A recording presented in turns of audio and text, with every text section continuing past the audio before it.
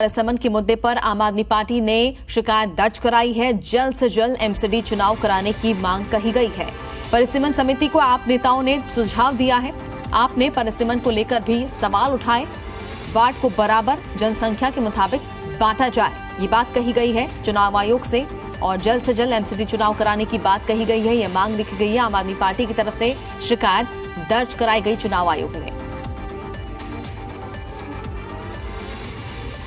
तो वार्ड को बराबर जनसंख्या के मुताबिक बांटा जाए, ये भी यहां पर आम आदमी पार्टी की तरफ से कहा गया है। दो चीजें थी। पहली तो यह है कि एक तरीका बनाइए जिसके अंदर हर एक वार्ड के अंदर एक लिमिटेड पॉपुलेशन हो, जिससे जो भी काउंसलर चुना जाए वो उनको सर्व कर सके अच्छे से। दूसरा, कई जगहों पे आइलैंड बना दिए गए हैं, एक उस वार्ड के उस लोकेशन का कोई लेना देना नहीं है। तीसरा, कई जगहों पे नामों में फ़र्क है। तो हमने सारा ड्राफ्ट बना के उनको दिया है और साथ ही साथ हमने उनसे भी ये भी बात मांग की है कि भाई आप जल्द से जल्द चुनाव कराएं, क्योंकि चुनाव बहुत ज़रूरी है और दिल्ली की जनता बड़ी परेशान है। भारतीय जनता पार्टी ने पूरी दिल्ली के अंदर कूड़ा कर रखा है। जहाँ भी जाओ आप, हर गली के अंदर कूड़ा है। लोग चाहते हैं कि इस भारतीय जनता पार्टी की जो भ्रष्टाचारी शासन है उससे आज़ादी चाहते हैं। और ज्यादा जानकारी के लिए सीधे रुख करेंगे दिल्ली से जी मीडिया संवाददाता तरुण कुमार का। तरुण, एक तरफ आम आदमी पार्टी की तरफ से एमसीडी चुनाव की मांग लगातार उठ रही है, तो वहीं ये भी यहां पर कहा जा रहा है कि वार्ड को लेकर यहां पर जो बात कही जा रही है कि वार्ड को बराबर जनसंख्या के मुताबिक बांटा जाए। बिल्कुल, और ये सभी पार्टियां मेरे ख्याल से इस शिकायत के ऊपर एक ही पेज पर हैं। कांग्रेस की तरफ से भी ये मांग की गई है कि एक विधानसभा के अंदर अगर 4 वार्ड हैं और मान लीजिए वहाँ पे 1 लाख की जनसंख्या है, तो इन राजनीतिक पार्टियों का कहना है कि जो चारों वार्ड हैं वो 25-25 हज़ार की जनसंख्या पर होने चाहिए। लेकिन जो ड्राफ्ट परिसीमन रिपोर्ट पब्लिश हुई है उसमें एक जगह पर तो 40 हज़ार की आबादी है, एक जगह पर 20 हज़ार की आबादी है, एक जगह पर 15 हज़ार की है और दूसरी जगह पर भी ऐसा ही डिस्क्रिपेंसीज है। लिहाजा इसको एक पैरेलल हैंड के ऊपर लाया जाना चाहिए। ऊपर नीचे 1-2 हज़ार की पॉपुलेशन हो तब तो चलता है, लेकिन कई वार्ड्स के अंदर हमने ये देखा है एक प्रमुख विधानसभा के अंदर कि एक वार्ड तो वहाँ पर 80 हज़ार की पॉपुलेशन का है, 80 हज़ार मतदाता हैं, और जो दूसरा वार्ड उसी विधानसभा के अंदर है वो 40 हज़ार के मतदाताओं की संख्या दिखा रहा है। लिहाजा ये डिफरेंस नहीं होना चाहिए।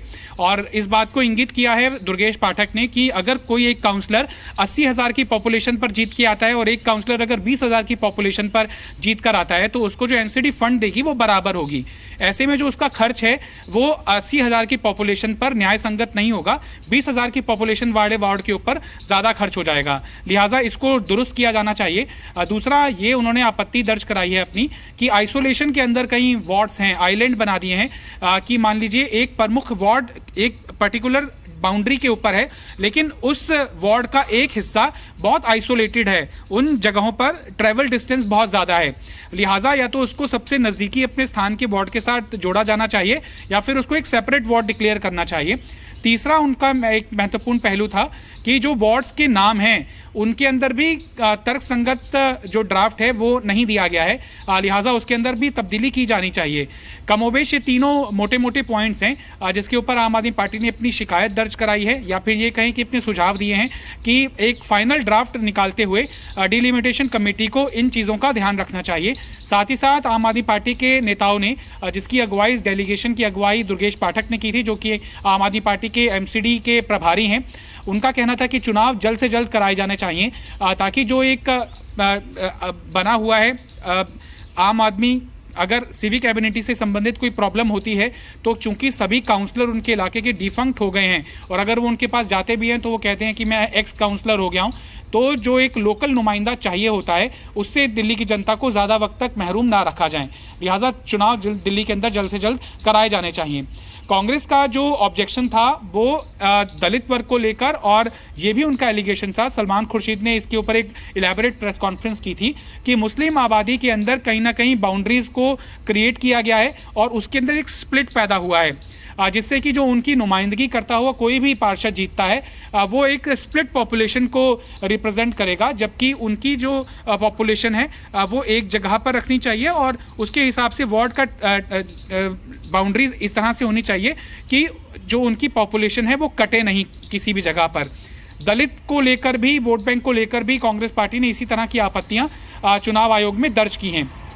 इन सब आपत्तियों को एक्यूमुलेट करके, क्योंकि बीजेपी ने अपनी अभी राय देनी बाकी है, और किसी भी संस्था को या कोई भी निजी व्यक्ति भी अगर समझता है कि उसके किसी पर्टिकुलर वार्ड के अंदर तर्कसंगत तरीके से बाउंड्रीज का क्रिएशन नहीं हुआ है, तो वो स्टेट इलेक्शन कमीशन की जो बॉडी है डिलिमिटेशन की, उनको अपनी राय 3 अक्टूबर तक दे सकता है।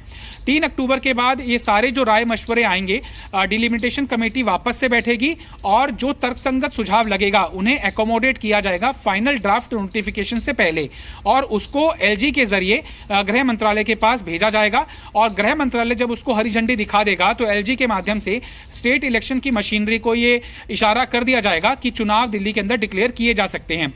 इस कवायद से ये सीधा संदेश जा रहा है कि दिल्ली के अंदर इस साल तक ही चुनाव हो जाएंगे, और जो पब्लिक रिप्रेजेंटेशन चाहिए लोगों को, जिसकी दरकार है लोकल लेवल के ऊपर, काउंसलर्स, वो इसी साल दिल्ली वालों को मिल जाएंगे।